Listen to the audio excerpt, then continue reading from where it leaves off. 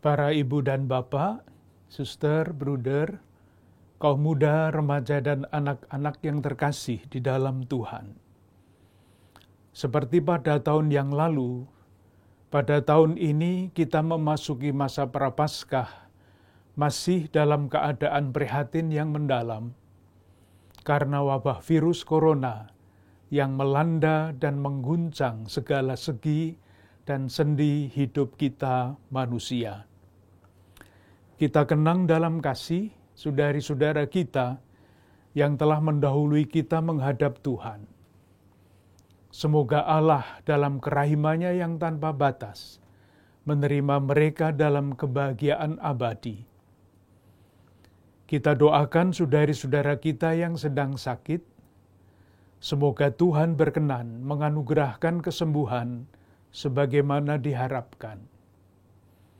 Kita juga berdoa bagi para dokter, perawat, semua petugas kesehatan, dan semua saja termasuk para relawan yang dalam peran berbeda-beda menjalankan tanggung jawab mereka dengan rela mengambil risiko yang tidak kecil bagi mereka sendiri dan keluarga mereka. Kita berdoa bagi para pemimpin masyarakat dan bangsa kita yang terus mencari jalan untuk meringankan beban-beban hidup dan mencari jalan keluar dari keadaan yang sangat kompleks ini. Saudari-saudaraku yang terkasih, seperti apapun beratnya kenyataan yang harus kita hadapi, kita tetap yakin bahwa Allah adalah kasih. Wabah ini bukan hukuman Allah akibat dosa-dosa manusia, melainkan salah satu tanda zaman yang dahsyat di antara tanda-tanda zaman yang lain yang mesti kita cari dan temukan hikmatnya dalam kacamata iman. Inilah pesan Paus Fransiskus ketika wabah ini mulai menyebar pada bulan Maret tahun 2020. Pesan itu diungkapkan di dalam bentuk doa. Tuhan, Engkau mengundang kami untuk memahami masa yang berat ini sebagai saat untuk memilih.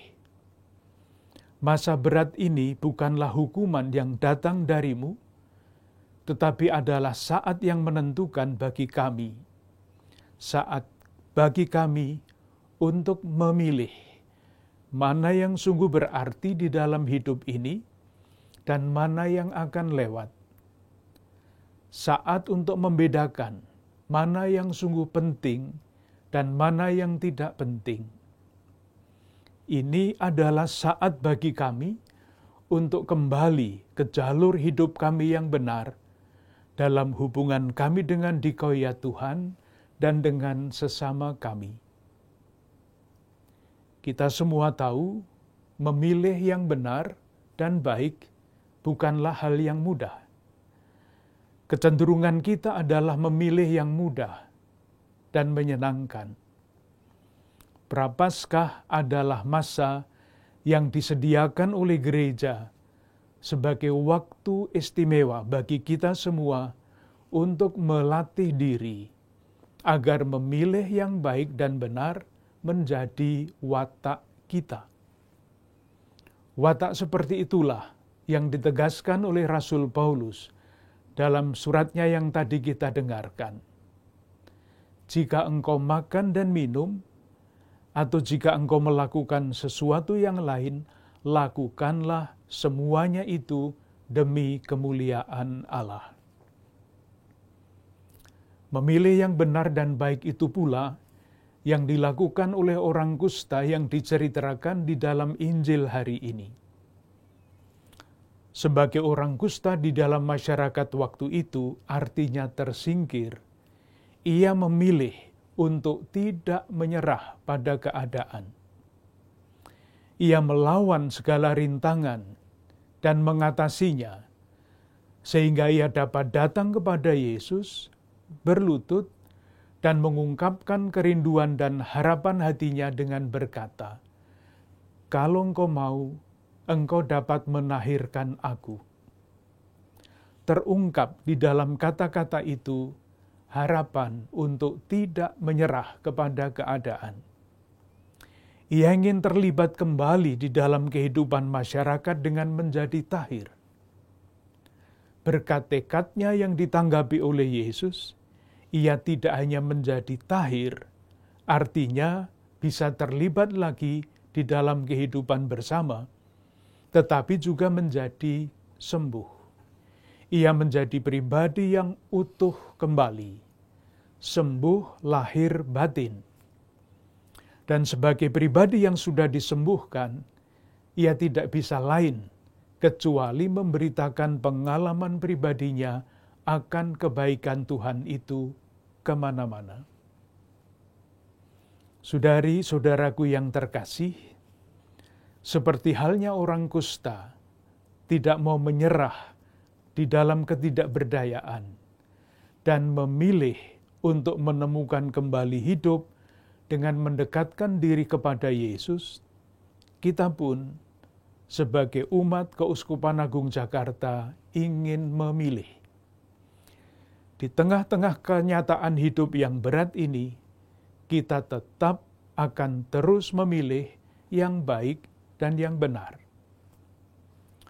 Memilih yang berarti dan bermakna seperti doa Paus Fransiskus. Pilihan itulah yang kita rumuskan di dalam rangkaian 3 kata, semakin mengasihi, semakin terlibat, semakin menjadi berkat. Semoga rangkaian 3 kata ini bukan sekedar semboyan yang bagus, tetapi menjadi pedoman bagi kita semua untuk melangkah maju sebagai pengikut Kristus. Wilayah kehidupan untuk mewujudkan pedoman ini sangat-sangat luas. Salah satu yang sudah seharusnya kita lakukan bersama adalah mengikuti instruksi pemerintah mengenai protokol kesehatan dan vaksinasi yang sudah diolah oleh tim gugus kendali Keuskupan Agung Jakarta. Selain itu, alangkah baiknya kalau kita secara pribadi, bersama keluarga, komunitas teritorial maupun kategorial, lingkungan dan paroki mencari kemungkinan-kemungkinan lain secara kreatif untuk mewujudkan pedoman kita itu. Akhirnya terima kasih kepada para bapak dan ibu, suster, bruder, kaum muda, remaja, dan anak-anak yang dalam masa sulit ini sudah, sedang, dan akan terus berusaha untuk mewujudkan kasih dan keterlibatan dalam meringankan beban sesama. Semoga dengan demikian hidup kita, keluarga dan komunitas kita menjadi pujian yang semakin besar bagi kemuliaan Tuhan, semakin menjadi berkat bagi sesama, dan semakin bermakna bagi diri kita, keluarga, dan komunitas kita. Salam sehat, berlimpah berkat untuk kita semua, untuk keluarga-keluarga dan komunitas kita.